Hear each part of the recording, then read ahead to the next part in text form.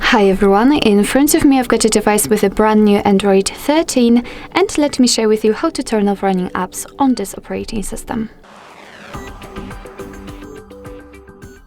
So basically, all you have to do is to simply open the recents, and depending on what kind of navigation type you've got set, you can do it differently.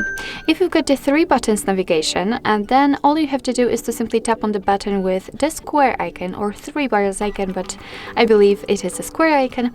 And if you've got the gestures, then you have to swipe your finger from the bottom to the center of the device and hold it somewhere here. Just like that. And if you will feel the vibration, you can release the finger, and as you can see here, we've got the recents. So basically you can close only 1 or 2 of those apps if you want to. Just find it and swipe it up just like that. But if you'd like to close all of them, you have to go to the very left and tap on clear all. As you can see, we just got back to the home page, so let's enter the recents to check. And here we've got no recent items, which simply means that we successfully closed background apps. So actually that's all. This is how to turn off running apps in your Android 13. Thank you so much for watching. I hope that this video was helpful, and if it was, please hit the subscribe button and leave the thumbs up.